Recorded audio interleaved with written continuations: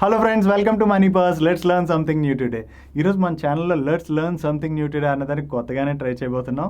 And అలాగే మన channel tagline ఏంటి, ఇది కంప్లీట్ ఫైనాన్షియల్ నాలెడ్జ్ ఇచ్చే ఛానల్. సో దానివల్ల మన ఛానల్ని స్టాక్ మార్కెట్ రిలేటెడ్ వీడియోస్ చేసాం, ఇన్సూరెన్స్ రిలేటెడ్ వీడియోస్ చేసాం, పర్సనల్ ఫైనాన్స్ రిలేటెడ్ వీడియోస్ చేసాం.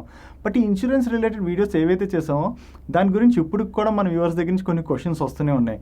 నేను అసలు ఇన్సూరెన్స్ ఎందుకు సెలెక్ట్ చేసుకోవాలి, లేదా ఏమైనా 2 products ఉంటే ఈ ప్రోడక్టే నాకు కరెక్ట్ అని ఎందుకు ఎలా సెలెక్ట్ చేసుకోవాలి నేను అని చెప్పేసి ఇంకా ఫర్దర్గా చాలా క్వశ్చన్స్ అడుగుతున్నారు. అండ్ దాని రిలేటెడ్గా అన్నయ్య ఆల్రెడీ ఆస్క్ మనీ పర్ షోలో మీకు క్లారిటీ ఇస్తూనే ఉన్నాడు.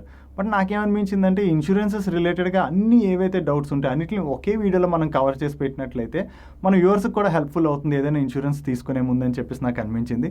సో దాని రిలేటెడ్గానే కొత్తగా ఒక వీడియో చేసినట్లయితే బాగుంటుంది అనిపించింది. సో కొత్తగా అంటే ఏంటంటే మనం ఎప్పుడు రెగ్యులర్గా ఏదైనా ఎక్స్ప్లెయిన్ చేసే ముందు మేము ఎవరో ఒకరు వీడియో మీ ముందుకు వచ్చి ఎక్స్ప్లెయిన్ చేస్తూ ఉంటాం కదా.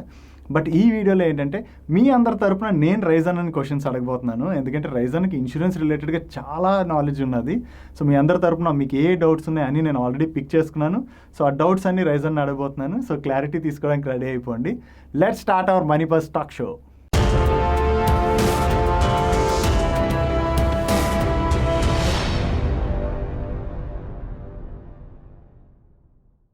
హలో రైజనా. హాయ్ చందు. అన్న, ఈరోజు యాక్చువల్లీ ఇన్సూరెన్స్ ప్రొడక్ట్స్ రిలేటెడ్గా అండ్ అలాగే ఎవరికి ఇన్సూరెన్స్ అన్న దానికి రిలేటెడ్గా కూడా చాలా ఇంపార్టెంట్ క్వశ్చన్స్ ఉన్నాయి. అసలు ఎటువంటి ఇన్సూరెన్సెస్ తీసుకోవాలన్న దాని మీద కూడా. సో నేను నా క్వశ్చన్స్ అన్ని అడగబోతున్నాను. సో మన వ్యూవర్స్కి నువ్వు క్లారిటీ ఇవ్వడానికి రెడీగా ఉండు. షూర్. రీజన్ ఈరోజు ఫస్ట్ క్వశ్చన్ చూసినట్లయితే అసలు ఒక పర్సన్ లైఫ్లో ఏవేవి ఇంపార్టెంట్ ఇన్సూరెన్సెస్ తీసుకోవాలి? Right question Chandu. ఎందుకంటే చాలామంది మనం ఏవైతే ఇన్సూరెన్స్ కావాలో దాన్ని ఇగ్నోర్ చేస్తుంటాం, ఏవైతే అవసరం లేదో కొంచెం బలవంతాన కానీ ఏదో రకంగా తీసుకుంటుంటాం. ఓకే. జనరల్గా చూసినట్టయితే మనకు 3 ఇంపార్టెంట్ ఇన్సూరెన్స్ ఉన్నాయి. ఒకటి లైఫ్ ఇన్సూరెన్స్ ఎవరు తీసుకోవాలి అంటే ఎవరైతే సంపాదిస్తున్నారో, ఎవరికైతే డిపెండెన్స్ ఉంటారో ఖచ్చితంగా తీసుకోవాలి. ఎందుకంటే మనం ఏదైతే సంపాదిస్తున్నాం మన డిపెండెన్స్ ఇబ్బంది పడకుండా, in case of any eventuality ఇబ్బంది పడకుండా ఉండడానికి మనం ఇన్సూరెన్స్ అనేది, లైఫ్ ఇన్సూరెన్స్ అనేది ఖచ్చితంగా తీసుకోవాలి. తర్వాత హెల్త్ ఇన్సూరెన్స్ ఎందుకు ఇంపార్టెంట్ అంటే మనం ఏదో కష్టపడి ఏదో సంపాదించి పోగు చేసుకుంటుంటాం కదా, అంటే వెల్త్ క్రియేషన్ అనుకుని మనం మాట్లాడుతుంటాం. ఆ వెల్త్ క్రియేషన్ని ఏదైనా ఇల్నెస్ అయ్యి హాస్పిటలైజ్ ట్రీట్మెంట్లలో ఎరోడ్ అవ్వకుండా కాపాడుకునేందుకు మనం హెల్త్ ఇన్సూరెన్స్ అనేది తీసుకోవాలి. ఇంకొకటి చివరిగా జనరల్ ఇన్సూరెన్స్ ఏంటంటే ప్రతి ఒక్కరు తీసుకునేది. మనం బైక్ తీసుకున్నామంటే ఆబ్వియస్లీ పోలీసులు పట్టుకుంటారనో ఏదో రకంగా మనం తీసుకుంటాం, అంటే మన ప్రాపర్టీని ఏదైనా మనం సేఫ్ గార్డ్ చేసుకోవడానికి. అలాగే జనరల్ ఇన్సూరెన్స్లో బోల్డ్ వస్తాయి, అవన్నీ మనం ఇప్పుడు మాట్లాడుకునే అవసరం లేదు పెద్దగా, ఎందుకంటే మన వ్యూవర్స్కి పెద్దగా అవసరం ఉండకపోవచ్చు. సో మేజర్ ఏవైతే ఉన్నాయో ఒకటి లైఫ్ ఇన్సూరెన్స్, ఒకటి హెల్త్ ఇన్సూరెన్స్. ఇవి 2 మేజర్ అనమాట. జనరల్గా ఇవి 2 మనం నెగ్లెక్ట్ చేస్తూ ఉంటాం. ఓకే. సో మేజర్గా మన లైఫ్లోని లైఫ్ ఇన్సూరెన్స్, హెల్త్ ఇన్సూరెన్స్ ఉండడం అన్నది ఇంపార్టెంట్ అంటున్నావు కదా. సో నేను ఈరోజు వీడియోలో లైఫ్ ఇన్సూరెన్స్ అండ్ అలాగే హెల్త్ ఇన్సూరెన్స్ రిలేటెడ్ క్వశ్చన్స్ని నీకు అడగబోతున్నాను. మన వ్యూవర్స్కి నువ్వు దాని రిలేటెడ్గా క్లారిటీ ఇచ్చినట్లయితే వాళ్ళకి హెల్ప్ఫుల్ అవుతుంది. షూర్. సో అన్న, ఫస్ట్ టర్మ్ ఇన్సూరెన్స్ రిలేటెడ్గా క్వశ్చన్స్ ఏవైతే ఉన్నాయో ఆ క్వశ్చన్స్ నేను నిన్ను అడుగుతాను. సో ఫస్ట్ క్వశ్చన్ చూసినట్లయితే అసలు ఇన్సూరెన్స్ని ఎవరు అండ్ ఏ ఏజ్లో సెలెక్ట్ చేసుకోవడం అన్నది కరెక్ట్? ఓకే. సో ఫస్ట్ ఎవరు అనే దానికంటే ముందు ఎందుకు తీసుకోవాలి అండ్ ఏ ఏజ్లో అన్నారు కదా, దానికి చెప్తాను. జనరల్గా మనం చూసినట్టయితే ఇన్సూరెన్స్ ఎవరైనా సరే ఇన్సూరెన్స్ ఇస్తున్నారు అంటే ఇన్ కేస్ ఏదైనా జరిగితే వాళ్ళు క్లెయిమ్ ఇవ్వాలనేసి. సో ఆ ఇన్సూరెన్స్ కంపెనీస్ కూడా ఎప్పుడు ఇస్తాయి, మనం ఫిట్ అండ్ ఫైన్ ఉన్నప్పుడు. ఫిట్ అండ్ ఫైన్ మనం ఎప్పుడు ఉంటాం, అర్లీ ఏజెస్లో ఫిట్ అండ్ ఫైన్ ఉంటాం. అంటే మనం ఎప్పుడు తీసుకోవాలి అంటే మనం ది మూమెంట్ సంపాదించడం మొదలుపెట్టిన వెంటనే ఇన్సూరెన్స్ తీసుకోవడం ఇంపార్టెంట్. ఎందుకంటే యంగ్ ఏజ్లో తీసుకున్నది 2 రకాల అడ్వాంటేజెస్. ఒకటి, మనకు ఖచ్చితంగా ఇన్సూరెన్స్ వస్తుంది, ఎందుకంటే అప్పట్లో పెద్దగా ప్రాబ్లమ్స్ ఉండవు కాబట్టి. రెండోది ఏంటంటే మన ప్రీమియమ్స్ చాలా తక్కువ ఉంటాయి. ఇది చాలా ఇంపార్టెంట్. చాలామంది మన వ్యూవర్స్ కూడా మా పేరెంట్స్కి లైఫ్ ఇన్సూరెన్స్ తీసుకోవచ్చా అన్నట్టుగా చాలామంది అడుగుతుంటారు. ఇన్ఫ్యాక్ట్ ఏజ్ అయిపోయి సంపాదన లేకుండా ఉన్నట్టయితే ఇన్సూరెన్స్ తీసుకున్న అవసరం లేదు.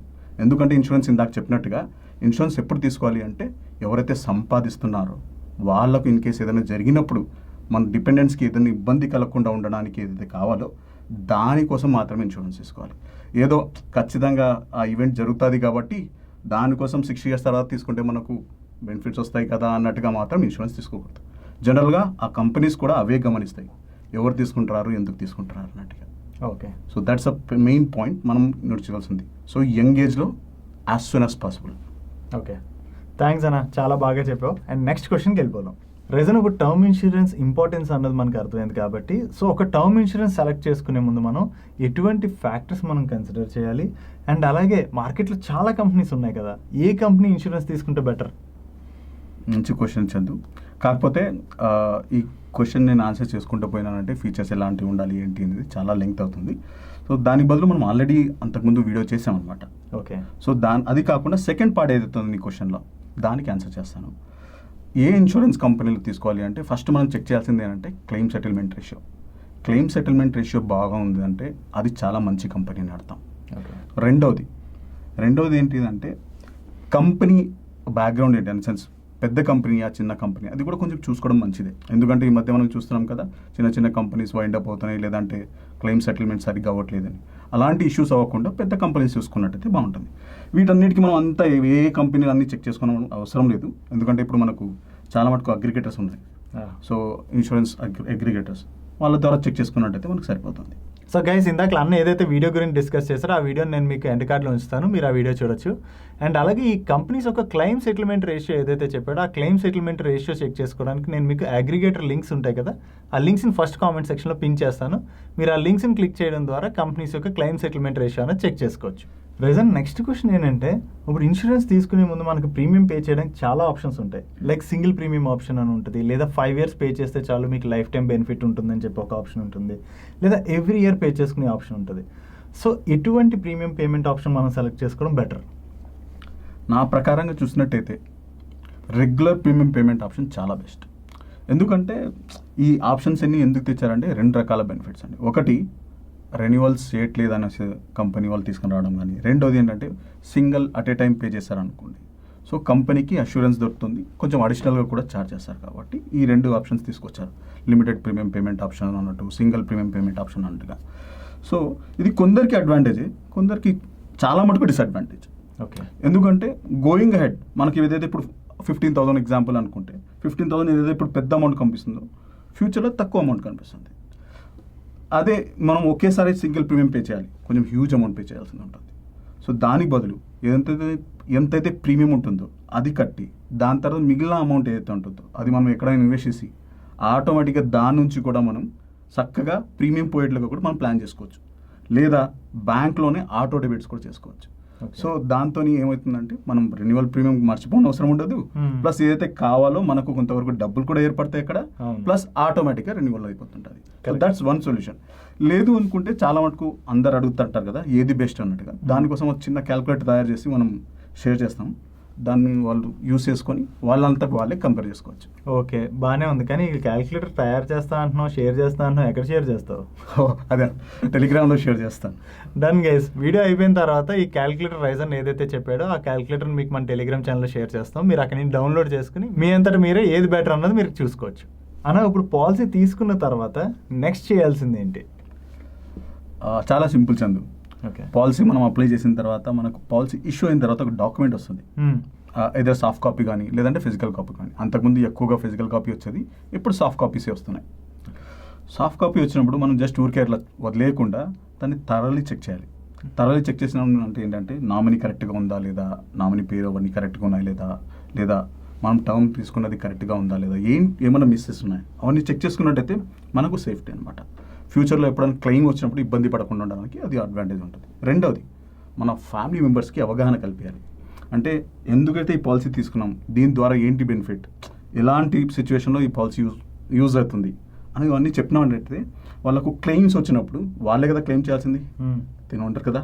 సో కాబట్టి వాళ్ళకు ఈజీ అవుతుంది. మూడవది ఏంటంటే ఏదైనా మనం ప్రీమియం రిసీట్స్ ఉంటాయో రెన్యువల్ చేసినప్పుడల్లా అవి ఒక లాకర్లో కానీ లేదంటే అది ఫిజికల్గా వచ్చినట్టయితే ఆ ఫోల్డర్లోనే పెట్టడం కానీ చేయాలి. నాలుగోది అతి ముఖ్యమైనది అదేంటంటే ఇన్ కేస్ ఇప్పుడు మనకు బాగానే ఉంది, రేపు అనుకోకుండా ఏదైనా డయాబెటీస్ లేదంటే ఏదో ఒకటి హైపర్ టెన్షన్ ఏదైనా వచ్చింది, అలా ఫస్ట్ డయాగ్నోస్ సర్టిఫికేట్ అంటాం, అలాంటి డాక్టర్ దగ్గర తీసుకొని అది కూడా అటాచ్ చేసామనుకో, ఫ్యూచర్లో బై ఎనీ ఛాన్స్ మనకు క్లెయిమ్ అనేది రిజెక్ట్ అవ్వకుండా పనికొస్తాయి అనమాట, మనకి ఎప్పుడు డయాగ్నోస్ అయింది అని చూపించడానికి. సో పాలసీ ఆల్రెడీ ఇష్యూ అయిపోయింది కాబట్టి దాని తర్వాత వచ్చింది కాబట్టి మనం ప్రూఫ్ చూపించవచ్చు. So that's one advantage. ఇవి చాలా ముఖ్యంగా మనం గుర్తుపెట్టుకోవాలి పాలసీ వచ్చిన తర్వాత. సో గైస్, ఎవరైతే టర్మ్ ఇన్సూరెన్స్ తీసుకుంటారో అన్న చెప్పిన ఈ పాయింట్స్ అన్ని గుర్తుపెట్టుకోండి. గుర్తుపెట్టుకున్నట్లయితే పాలసీ తీసుకున్న తర్వాత మేజర్గా ఇవన్నీ మనం చెక్ చేసుకోవాలి. అని ఈ టర్మ్ ఇన్సూరెన్స్ తీసుకునే ముందు దాంతో రైడర్స్ అన్న ఆప్షన్స్ కూడా ఉంటాయి కదా. సో ఇన్సూరెన్స్తో పాటు మనం ఎటువంటి రైడర్స్ తీసుకున్నట్లయితే మనకు అది యూజ్ అవుతుంది? చందు, దీనిలో కూడా చాలా రైడర్స్ ఉన్నాయి. మనం యాక్చువల్గా అన్నిటి మీద ఫోకస్ చేయకుండా కొన్నిటి మీద ఫోకస్ చేస్తే చాలా మంచిది. Okay. ఒకటి accidental death and disability benefit అని ఉంటుంది. జనరల్గా చాలామంది తీసుకునేది accidental death benefit rider. Accidental death benefit rider అంటే ఏంటంటే, ఇన్ కేస్ మనం ట్రావెల్ చేస్తున్నాము, లేదంటే ఏదో రకంగా యాక్సిడెంట్ అయ్యి చనిపోయాము, అప్పుడు ఏమవుతుందంటే ఏదైతే అడిషనల్ సమ్ అష్యూర్డ్ రైడర్ తీసుకున్నామో ఆ రైడర్ సమ్ అష్యూర్డ్ అది కూడా ఫ్యామిలీకి పే చేస్తారు నార్మల్ సమ్ అష్యూర్డ్తో పాటు. కాకపోతే దీనికంటే అడ్వాంటేజ్ ఏంటంటే accidental death and disability rider అనేది చాలా ఇంపార్టెంట్. ఎందుకంటే మనకు తెలుసు కదా, యాక్సిడెంట్ అయితే మోస్ట్లీ చనిపోవాలని రూల్ ఏం లేదు. సో చాలా మటుకు యాంపిటేషన్స్ జరుగుతుంటాయి. అంటే కాలు ఎరగడం కానీ, చేతులు ఎరగడం కానీ, లేదంటే డ్యామేజ్ అవ్వడం కానీ, వర్క్ చేయలేని పరిస్థితిలో ఉండడం కానీ. సో ఆ టైంలో ఆర్ఐడి చాలా ఇంపార్టెంట్ రోల్ ప్లే చేస్తుంది. అప్పుడు ఏమవుతుందంటే డెత్ అండ్ డిజేబిలిటీ అని ఉంటుంది. డిజేబిలిటీ అంటే ఎట్లా అంటారంటే ఎనీ 2 లిమ్స్ మనం పని చేయలేకపోయినాయి అంటే అప్పుడు ఆ రైడర్ పనిచేస్తుంది. So that's will be more beneficial. జనరల్గా ఎవరైతే ఇలాంటి జాబ్స్లో ఉంటారో, ట్రావెలింగ్ జాబ్స్లో, వీళ్ళకు చాలా ఇంపార్టెంట్ ఇది. ఈ రైడర్ ఖచ్చితంగా తీసుకోవాలి. ఇంకోటి నెక్స్ట్ రైడర్ చూసినట్టయితే క్రిటికల్ ఇల్నెస్ రైడర్. ఇప్పుడు ఈ మధ్య క్రిటికల్ ఇల్నెస్ అంటే చాలా ఉన్నాయి. అంటే ఎటువంటి క్రిటికల్ ఇల్నెస్ వాళ్ళు కవర్ చేస్తున్నారని చెక్ చేసుకొని చెక్ చేసుకున్న తర్వాత మనం తీసుకోవడం మంచిది. ఎందుకంటే ఈ పాలసీల్లో క్రిటికల్ ఇల్నెస్ రైడర్ కొన్ని మాత్రమే కవర్ చేస్తాయి మనకు. అంతేకాకుండా సపరేట్గా క్రిటికల్ ఇల్నెస్ రైడర్స్ కవర్ చేసే పాలసీలు సపరేట్గా ఉన్నాయి. అది తీసుకోవడం మంచిదా, ఇది తీసుకోవడం మంచిదా కంపేర్ చేసుకుని అల్టిమేట్గా డిసిషన్ తీసుకోవడం మంచిది. సో దీస్ 2 రైడర్స్ చాలా నన్ను అడిగితే. ఓకే. సో గైస్, ఈ రైడర్స్ అయితే మీరు ఖచ్చితంగా ఇన్సూరెన్స్ తీసుకునే ముందు ఒకసారి చెక్ చేసుకోండి. సో మీకు కనుక అది బెనిఫిట్ అనిపిస్తే మీరు సెలెక్ట్ చేసుకోవచ్చు. అన్న, మనం ఇన్సూరెన్స్ తీసుకునేటప్పుడు ఈ సమ్ ఇష్యూ రిలేటెడ్గా కూడా మల్టిపుల్ ఆప్షన్స్ ఉంటాయి కదా. సో ఆ మల్టిపుల్ ఆప్షన్స్లోని మనం ఏ ఆప్షన్ సెలెక్ట్ చేసుకోవడం అన్నది బెటర్? సింపుల్ చందు, బెటర్ నన్ను అడిగితే ఏంటంటే 1 time settlement is the best one. Multiple అంటే సెన్స్ స్టాగర్డ్ వేలో సెటిల్మెంట్ అని అది బోల్డ్ ఆప్షన్స్ ఉన్నాయి. 5 years అన్నట్టుగా, 10 years అన్నట్టుగా. వాటి బదులు సింగిల్ టైం బెస్ట్. అంతేకాకుండా నువ్వు లాస్ట్ టైం మనం చూసినట్టయితే సాయిన కూడా కవర్ చేసావు ఒక వీడియో టర్మ్ ప్లాన్ గురించి. దాంట్లో కూడా ఆల్రెడీ మనం దీని గురించి డీటెయిల్గా మాట్లాడాం, ఎందుకు బెటర్ అన్నట్టు. బెటర్ ఆ వీడియో మీరు చూసినట్టయితే మీకు క్లారిటీ వస్తుంది. ఓకే అన్న, టర్మ్ ఇన్సూరెన్స్ రిలేటెడ్గా ఏవైతే క్వశ్చన్స్ ఉంటాయో దాని అన్నిటికీ మంచిగా క్లారిటీ ఇచ్చావు. సో నెక్స్ట్ ఫర్దర్గా మనం హెల్త్ ఇన్సూరెన్స్లోకి మూవ్ అవుదాం. షార్ అన్న, ఇప్పుడు హెల్త్ ఇన్సూరెన్స్ తీసుకున్నప్పుడు చాలా కంపెనీస్ మనకి రీస్టోర్ బెనిఫిట్ అన్న ఆప్షన్ ఇస్తున్నాయి కదా. సో ఎటువంటి రీస్టోర్ బెనిఫిట్ మనం సెలెక్ట్ చేసుకోవడం అనేది బెటర్? ఓకే చందు, చాలా నువ్వు చెప్పినట్టుగా ప్రతి కంపెనీ రీస్టోర్ బెనిఫిట్ అనేది స్టార్ట్ చేసింది. సో కొన్ని కంపెనీస్లో 100 times అంటున్నారు, కొన్ని కంపెనీలో 1 time అంటున్నారు, కొన్ని కంపెనీస్లో 10 times అంటున్నారు. 100 times 10 times అంటే చాలా టెంప్టింగ్ ఉంది కదా. కానీ దాంట్లో ఒక క్లాస్ ఉంది. క్లాస్ ఏం తెలుసా? రీస్టోర్ బెనిఫిట్ ఎప్పుడు ట్రిగ్గర్ అవుతుంది? The moment basic sum assured exhaust అయిన తర్వాత నెక్స్ట్ మళ్ళీ వేరే ట్రీట్మెంట్ పరంగా మళ్ళీ అడ్మిట్ అయితే హాస్పిటల్లో అదే పాలసీ ఇయర్లో అప్పుడు రీస్టోర్ బెనిఫిట్ అనేది క్లిక్ అవుతుంది జనరల్గా. కాకపోతే కొన్ని ఇన్సూరెన్స్ కంపెనీస్లో ఎలా ఉంది అంటే ఆ ఎగ్జాస్ట్ అవ్వకపోని అంటే అంతకుముందు క్లెయిమ్ చేసిన ఇల్నెస్ కాకుండా వేరే ఇల్నెస్ ద్వారా మళ్ళీ మనం హాస్పిటలైజ్ అయితే అదే పాలసీ ఇయర్లో అప్పుడు ఇమ్మీడియట్గా రివోక్ అవుతుంది. ఓకే. సో అలాంటి బెనిఫిట్ ఉన్న ఇన్సూరెన్స్ పాలసీలు తీసుకోవడం మంచిది. సో గుర్తుపెట్టుకోండి, చాలామంది చేసేది ఏంటంటే 100 times ఉంది అనేసి దానికోసం వెళ్తుంటారు. అలా కాకుండా మనం ఏదైతే బేస్ సమ్ అష్యూర్డ్ ఎగ్జాస్ట్ అవ్వక ముందే రివోక్ అయ్యే రీస్టోర్ బెనిఫిట్ ఎక్కడైతే ఉందో అది మాత్రం తీసుకోవడం మంచిది. ఇది ఎట్లా తెలుస్తుందంటే జస్ట్ మీరు చదివిస్తే తెలియదు, వాళ్ళని క్రాస్ చెక్ చేయండి, తెలిసేయండి ఇది ఎగ్జాక్ట్ డీటెయిల్స్. లేదా మెయిల్ ద్వారా తీసుకోండి, లేదంటే వాళ్ళ ఏదో రకంగా ప్రూఫ్ తీసుకున్న తర్వాత మాత్రమే డెసిషన్ తీసుకోండి. సో ఇప్పుడు మనం కొన్ని కంపెనీస్లో చూసినట్లయితే కోపేమెంట్ అన్న ఆప్షన్ మనం సెలెక్ట్ చేసుకోవడం వల్ల కొంతవరకు ప్రీమియం మనం తగ్గించుకోవచ్చు. సో ఈ కోపేమెంట్ ఆప్షన్ అనేది మనం అసలు సెలెక్ట్ చేసుకోవడం బెటరా అసలు లేదా?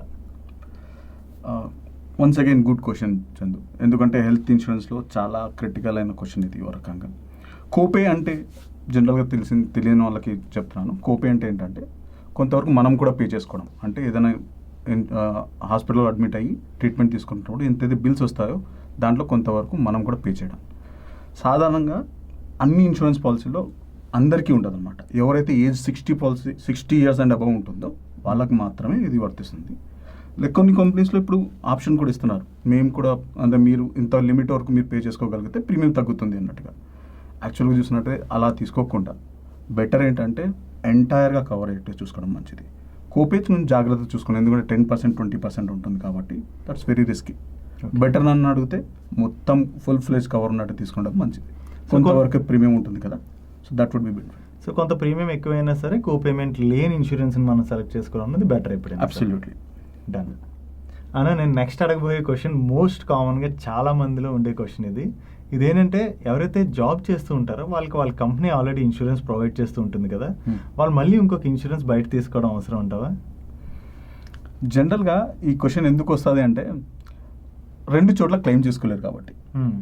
ఓకే, ఇప్పుడు నేను బయట తీసుకున్న ఆల్రెడీ కంపెనీలో ఉన్నా, నా ఒరిజినల్ బిల్స్ ఒకటే కదా, ఏదో అక్కడ కానీ కంపెనీలో కానీ లేదంటే బయట కానీ క్లెయిమ్ చేసుకోగలుగుతాను. 2 చోట్ల క్లెయిమ్ చేసుకో కాబట్టి నేను ప్రీమియం ఎందుకు 2 సార్లు పే చేయాలా అన్నట్టుగా ఇదంతా ప్రశ్న వచ్చేది. కాకపోతే దీంట్లో ఉన్న ఒక క్రిటికల్ పాయింట్ ఏంటంటే ఇప్పుడు మనం ఒకే కంపెనీలో ఫిక్స్ అయి ఉండం, అంతేకాకుండా మనకు లైఫ్ లాంగ్ మనం వర్క్ చేయం. కాకపోతే మనకు హెల్త్ ఇన్సూరెన్స్ కావాల్సింది లైఫ్ లాంగ్, అంటే యాజ్ వీ లివ్ మనకు హెల్త్ ఇన్సూరెన్స్ కావాలి. ఇన్ఫ్యాక్ట్ మనం రిటైర్ అయిన తర్వాత ఇంకా ఇంపార్టెంట్ మనకు ఇన్సూరెన్స్ ఉండడం, ఎందుకంటే అప్పుడే మనకు ఎక్కువగా ఏదైనా ప్రాబ్లమ్స్ వస్తాయి కాబట్టి. సో కాబట్టి ఏదైనా ఒక ఇన్సూరెన్స్ కంపెనీ ఎనీ టైం మనకు ఒకటి ఉన్నట్టయితే చాలా అడ్వాంటేజ్. ఎందుకు? రెండు రీజన్స్ చెప్తాను. ఒకటి, మనం ఒకే కంపెనీలో రెగ్యులర్గా వర్క్ చేయం. సో వేరే కంపెనీ షఫల్ చెప్తున్నప్పుడు లేదంటే బలవంతాన మానేసేయడం ఏదో ఒకటి జరిగిందని మానేసామనుకో, ఆ గ్యాప్ ఏదైతే ఉంటుందో నెక్స్ట్ కంపెనీలో జాబ్ వచ్చేంత వరకు ఆ టైంలో ఏదైనా మనకు ప్రాబ్లం వచ్చినా ఓకే, అది కొత్త కంపెనీలో ప్రీ ఎగ్జిస్టింగ్లో కవర్ చేస్తారు, ప్రాబ్లం లేదు. కానీ మనకు ఫ్యూచర్లో ఇన్సూరెన్స్ రావడం ఇబ్బంది అయిపోతుంది. సో అందుకనేసి ఇన్సూరెన్స్ తీసుకోవాలి బయట. రెండవది, ఒక్కసారి మన టర్మ్ అయిపోయిన తర్వాత ఆ టైం లోపల ఏదైతే మనం జాబ్ చేస్తున్నప్పుడు మనకి ఏదైనా ప్రాబ్లమ్స్ రావచ్చు, రాకపోవచ్చు. ఇన్ కేస్ వచ్చినాయి అప్పుడు జాబ్ బయటికి వచ్చిన తర్వాత మనం ఇన్సూరెన్స్ పాలసీ తీసుకోవడం ఇబ్బంది అయిపోతుంది. ప్రీ ఎగ్జిస్టింగ్ కవర్ చేయరు, లేదంటే ప్రీమియమ్స్ చాలా ఎక్కువైపోతాయి, లేదా వెయిటింగ్ పీరియడ్స్ ఎక్కువైపోతాయి. దానికి బదులుగా మనం ముందుగానే ఒక పాలసీ కంటిన్యూ చేస్తున్నట్టయితే మనకు ఎక్స్పీరియన్స్ ఉంటుంది, దాంట్లో వెయిటింగ్ పీరియడ్ ఆల్రెడీ కవర్ అయిపోయి ఉంటుంది కాబట్టి మనకు ఎటువంటి ఇబ్బంది ఉండదు. దీంట్లో మళ్ళీ మనకు 2 ఆప్షన్స్ ఉన్నాయి. రెగ్యులర్ పాలసీనే తీసుకోవాల్సిన అవసరం లేదు, టాప్అప్ పాలసీలు అని కూడా ఉంటాయి. ఎందుకంటే అన్ని కంపెనీస్ మ్యాక్సిమం కవర్ చేయవు. 3 lakhs 5 lakhs అంతకంటే లేదా మ్యాక్సిమం 10 lakhs వరకు కవర్ చేస్తాయి. ఇప్పుడు మన మెడికల్ బిల్స్ తక్కువైతున్నాయా? 3-4 lakhs 5 lakhs సరిపో. సో కాబట్టి అడిషనల్ ఇన్సూరెన్స్ ఉండడం కూడా ఇంపార్టెంట్, లేదా టాప్అప్ పాలసీ అయితే మినిమం అయితే ఉండడం ఇంపార్టెంట్. డన్. థ్యాంక్స్ అన్న, చాలా చక్కగా చెప్పావు దీనికైతే ఆన్సర్.